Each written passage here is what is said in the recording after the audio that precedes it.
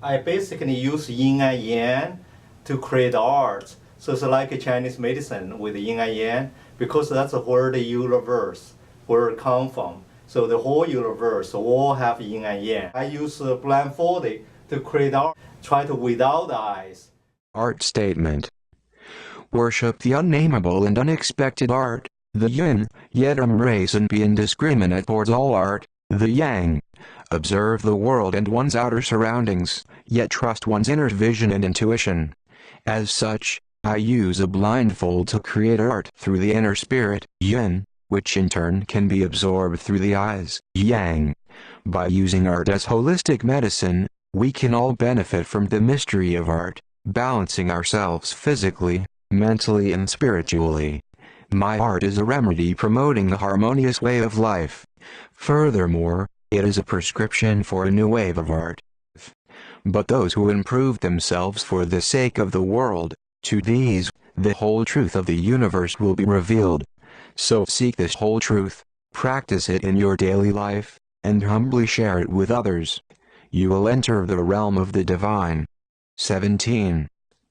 Do not go about worshipping deities and religious institutions as the source of the subtle truth. To do so is to place intermediaries between yourself and the divine, and to make of yourself a beggar who looks outside for a treasure that is hidden inside his own breast.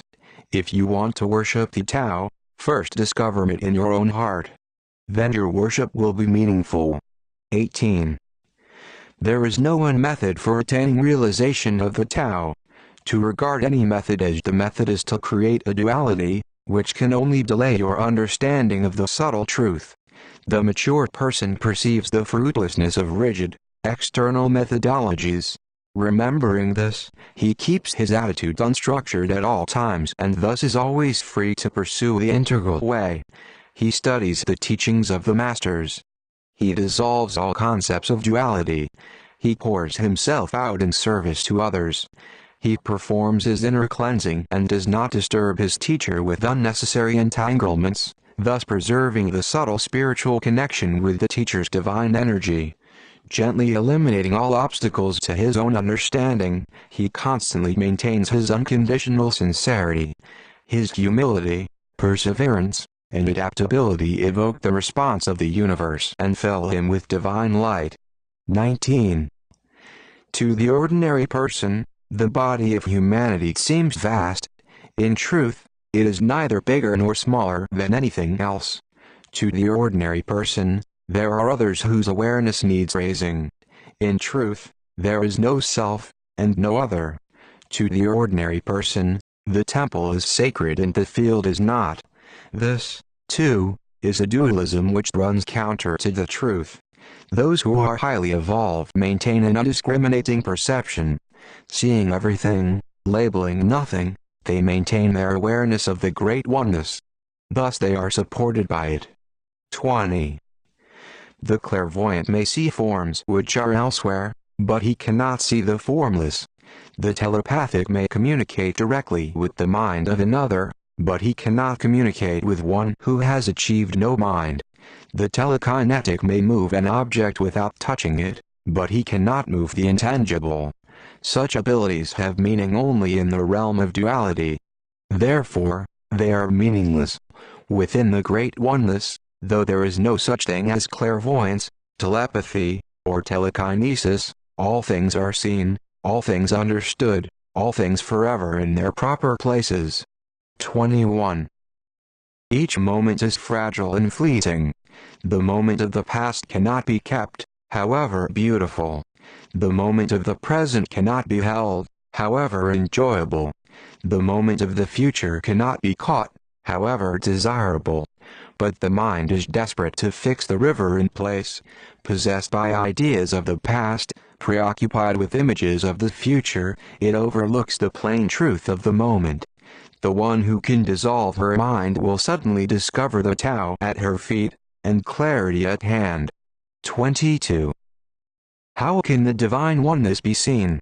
In beautiful forms, breathtaking wonders, awe-inspiring miracles. The Tao is not obliged to present itself this way. It is always present and always available. When speech is exhausted and mind dissolved, it presents itself. When clarity and purity are cultivated, it reveals itself. When sincerity is unconditional, it unveils itself. If you are willing to be lived by it, you will see it everywhere, even in the most ordinary things. 23. The highest truth cannot be put into words. Therefore the greatest teacher has nothing to say. He simply gives himself in service, and never worries. 24. Subtle awareness of the truth of the universe should not be regarded as an achievement. To think in terms of achieving it is to place it outside your own nature. This is erroneous and misleading. Your nature and the integral nature of the universe are one and the same, indescribable, but eternally present. Simply open yourself to this. 25. Not all spiritual paths lead to the harmonious oneness. Indeed, most are detours and distractions, nothing more. Why not trust the plainness and simplicity of the integral way? Living with unconditional sincerity, eradicating all duality, celebrating the equality of things, your every moment will be in truth. 26. There are two kinds of blessings. The first are worldly blessings, which are won by doing good deeds. These concern the mind, and thus are confined in time and space.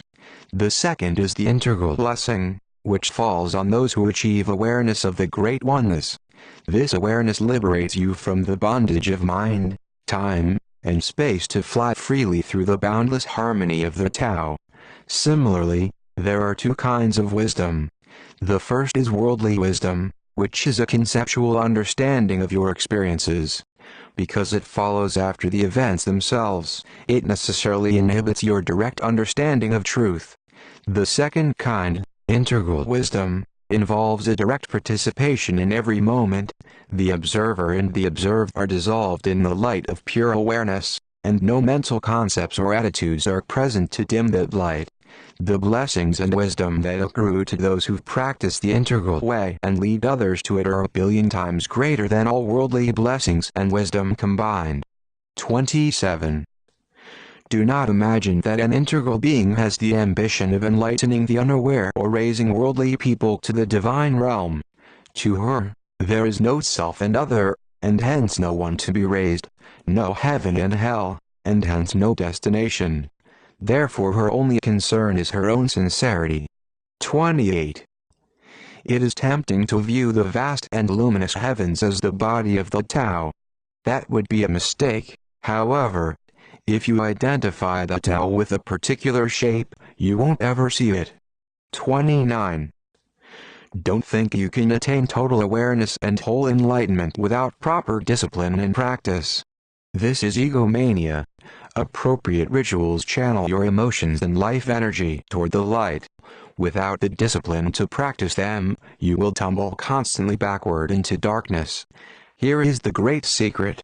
Just as high awareness of the subtle truth is gained through virtuous conduct and sustaining disciplines, so also is it maintained through these things.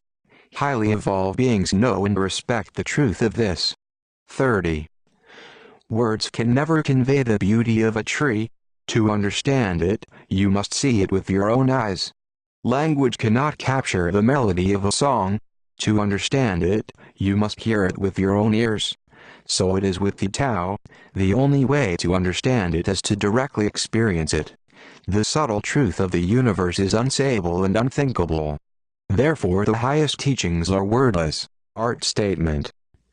Worship the unnameable and unexpected art. The yin, yet embrace and be indiscriminate towards all art. The yang.